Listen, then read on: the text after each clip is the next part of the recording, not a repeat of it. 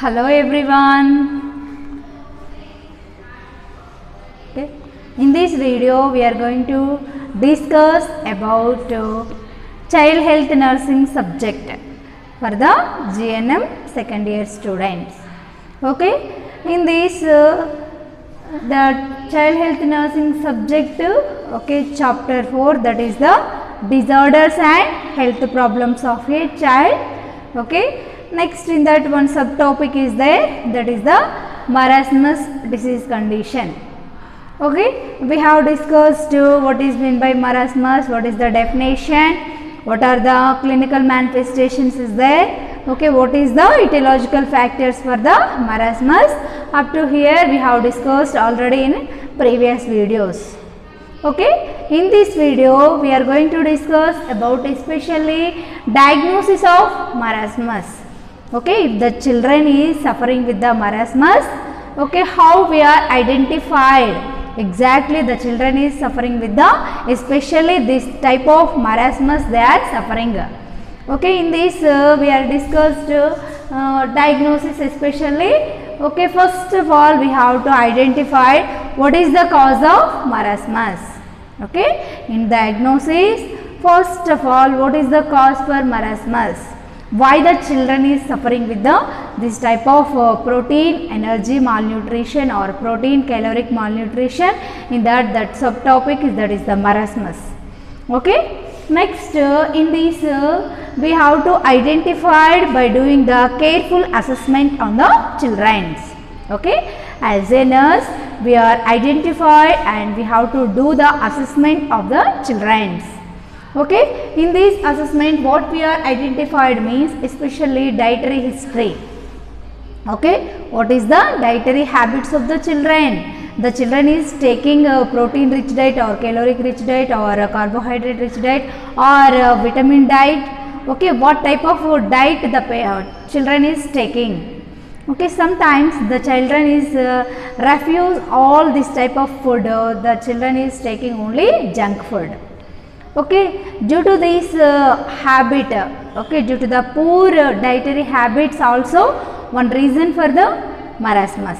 Okay, that's why as a nurse we have to assess the children, what is the dietary history. Okay, he is taking sufficient food or not. Okay, sometimes the food is taking sufficient, but in that food there is no proper nutrients like proteins, fat, carbohydrate or vitamins.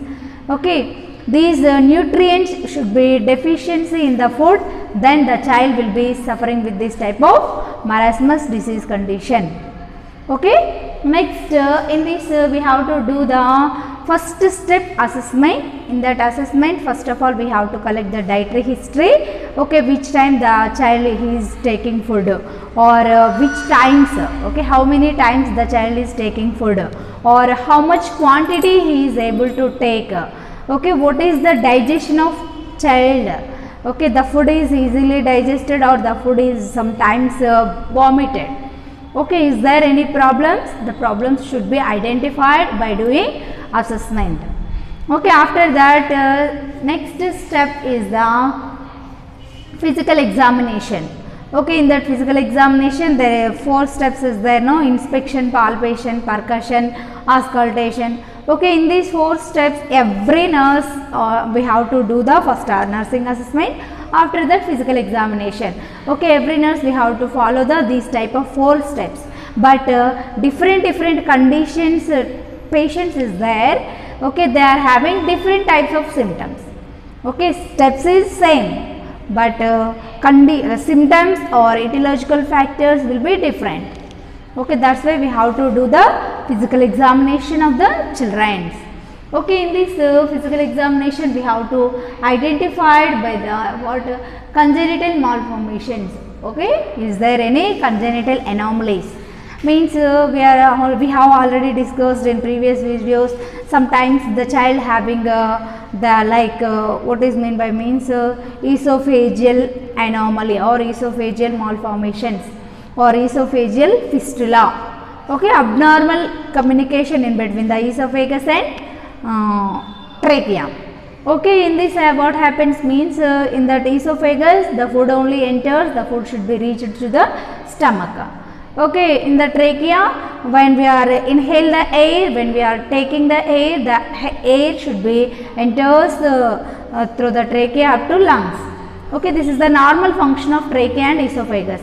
But in this abnormal communications, okay, congenital anomalies, what happens means sometimes there is the abnormal opening in between the esophagus and trachea. Okay, that's why the child is taking some food, means the food should be easily enters into the lungs.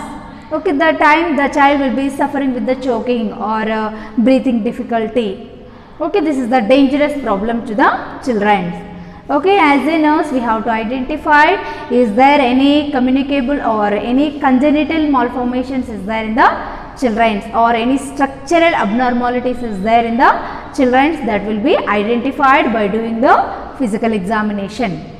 Okay, next we have to do the X-ray. Okay, by X-ray what we are identified means for find out the any malformations, okay, any structural malformations is there in the children, that will be easily identified by doing the X-ray of the children.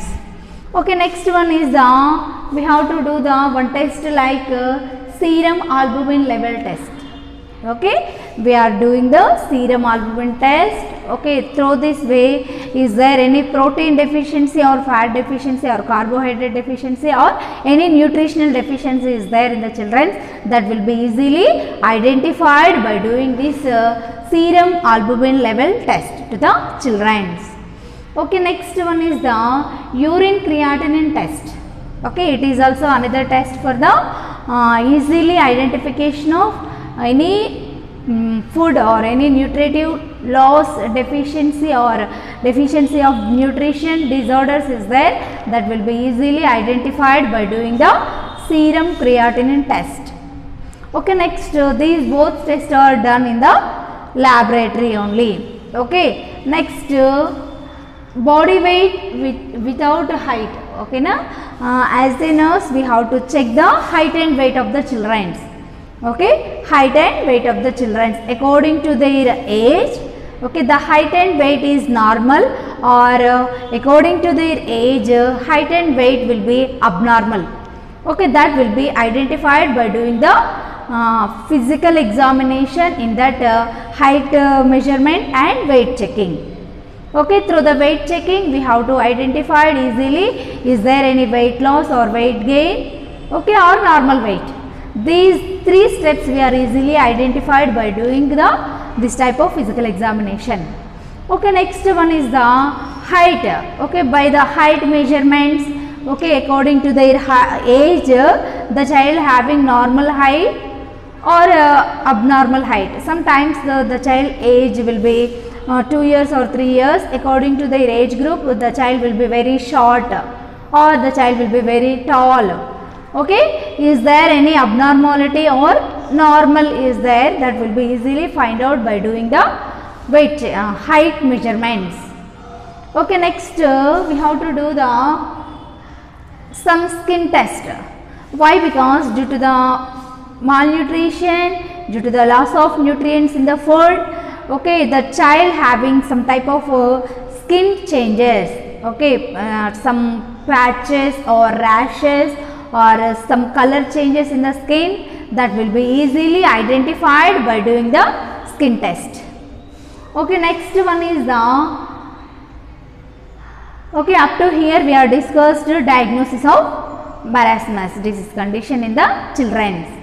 Okay, next after diagnosis, okay, by doing these steps we are decided the child will be suffering with the some disease condition, that is the marasmus. Okay, then we go for, then we proceed treatment. Okay, what type of treatment we have to provided for the children, that we are discussed in this. Okay, in this treatment, okay, first best treatment or better treatment for the marasmus disease condition in the children, okay, that is the, first of all we have to improve the dietary habits. Okay, first of all we have to improve the food habits. For example, timely eating food, okay, from the morning or afternoon, night. Okay, every steps the child easily taking food, for encourage the food eating. Okay, how to improve the eating habits in the children, that will be easily give some training or encouragement to the parents. Okay, sometimes the child only some liked food is there. Okay, which is liked food of the children, that will be easily provided. Okay, the liked food having sufficient nutrients or not, that will be identified. Is there sufficient nutrients in the liked food of the children's means, that will be provided to the children's. Okay, next in this we have to provided vitamin B5 supplementation. Okay, especially marasmus disease condition children, we have to provide vitamin B5 supplementation food for prevention or control of the marasmus diseases in the children. Okay, next in this we have to provide minimize the symptoms. Okay, some symptoms is there, no, due to the marasmus, the child having a very weight loss or thin or some skin changes or sometimes vomiting. Okay, sometimes indigestion problem. Okay, those symptoms will be minimized, controlled by administration of symptomatic treatment. Okay, for example, vomiting is there means we have to identify the anti-emetics drugs for control of the vomitings. Or sometimes the child will be suffering with the constipation or the diarrhea. Okay, we have to control the diarrhea by administration of the drugs. Okay, anti-diarrheal drugs. Okay, through the symptomatic treatment we have to provide it to the children, the child will be healthy.